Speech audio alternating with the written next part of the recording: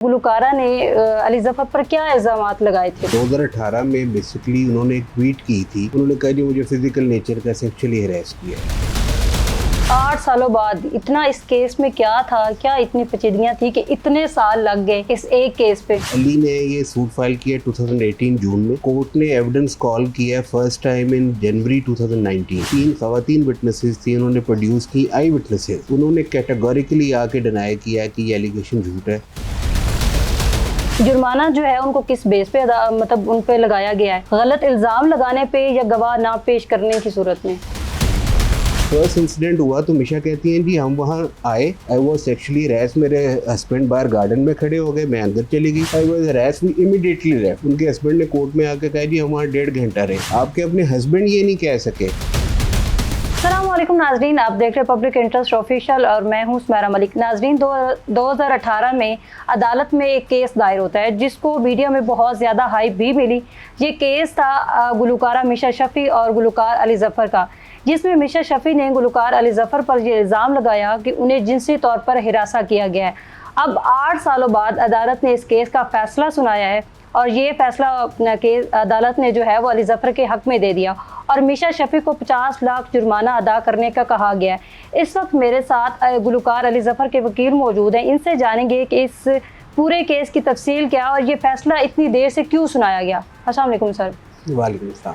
Sir, पहले तो इस केस के हवाले से बताइएगा कि गुलकारा ने अली ज़फ़र पर क्या इल्ज़ामात लगाए थे? देखिए 2018 में बेसिकली उन्होंने एक ट्वीट की थी 19/4/2018 को, जिसमें उन्होंने विदाउट मेंशनिंग कि क्या एलिगेशन है, उन्होंने कहा जी मुझे फिजिकल नेचर का सेक्सुअली हरास किया।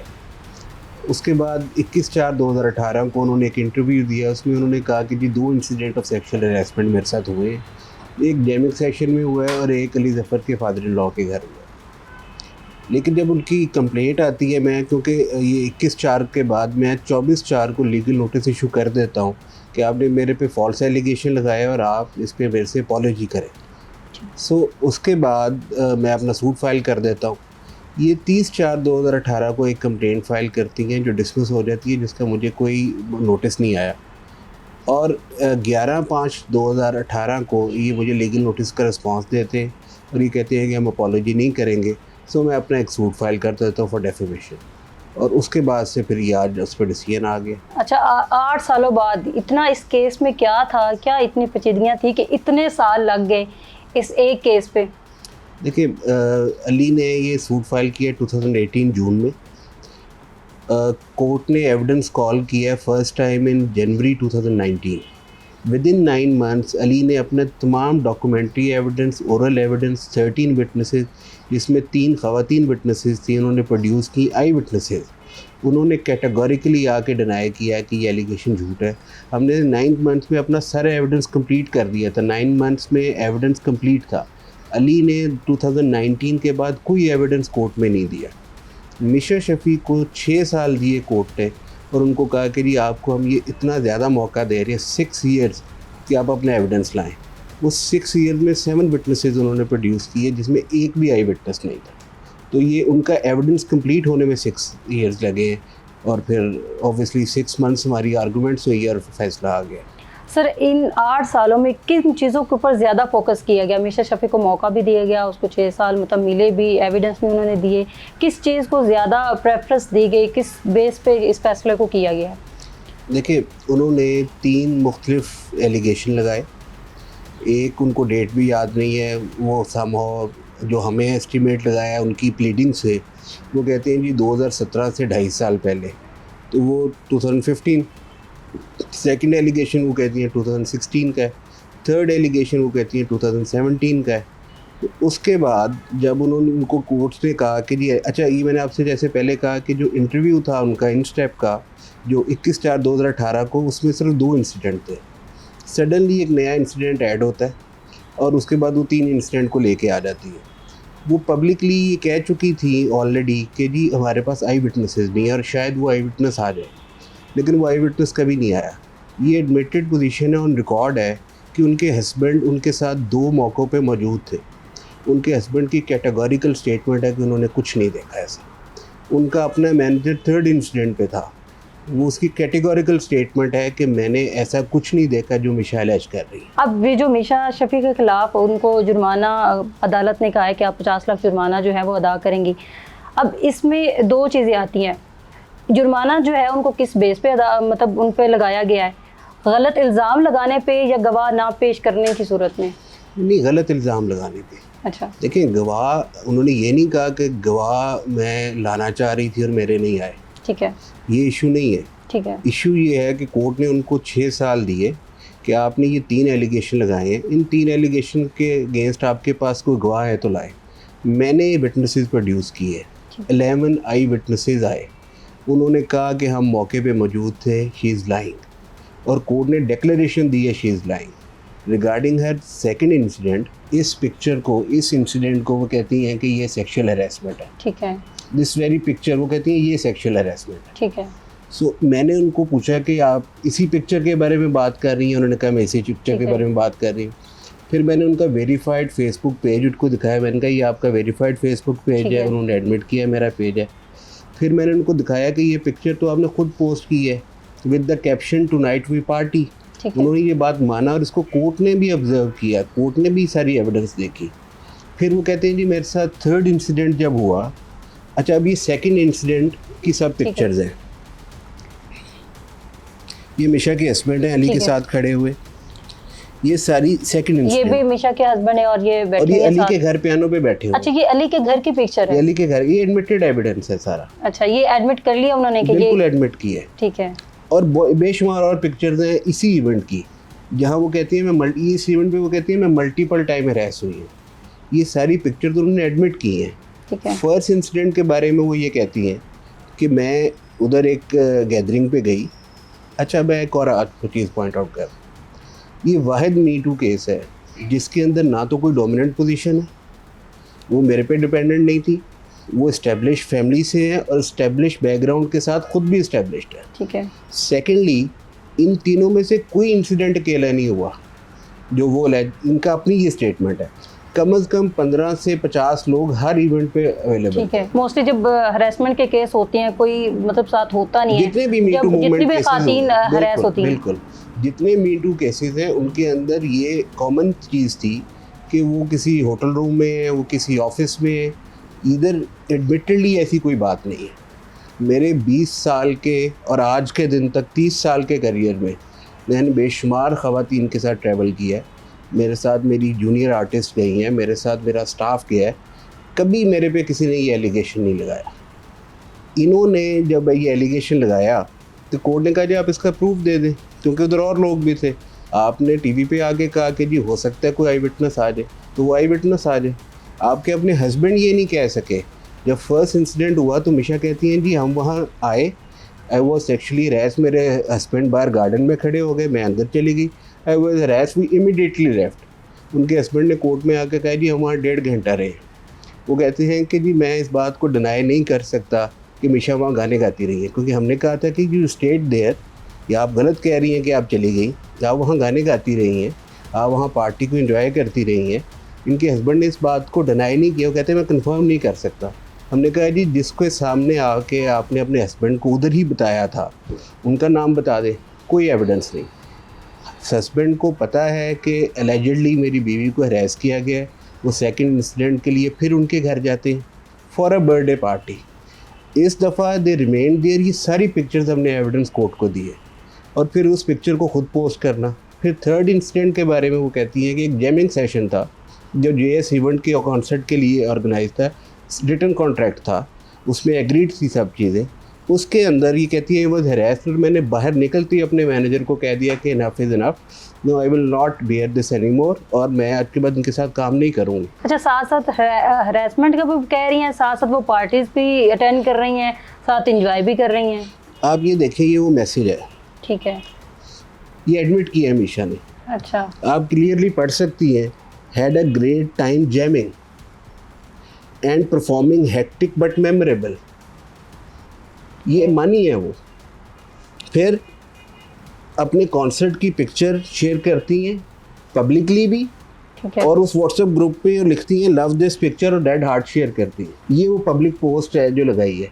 जब ये अपने मैनेजर को कह चुकी हैं 2 दिन पहले कि इनफ इज़ इनफ, तो फिर तो जाना। कोर्ट ने ये सारी चीज़ें देख के कोर्ट ने कहा कि आपकी एलिगेशन फॉल्स है। अब उसने हाई कोर्ट में जाने का फैसला किया है। अब उनका राइट है जी, जाए, जाए। बिल्कुल जाए। हाई कोर्ट भी तो एविडेंस देख के करेगी ना, हाई कोर्ट नैरेटिव पे तो नहीं करती। ये सिविल कोर्ट है, ये डिस्ट्रिक्ट कोर्ट है, इधर लॉ है, इधर एविडेंस का लॉ है।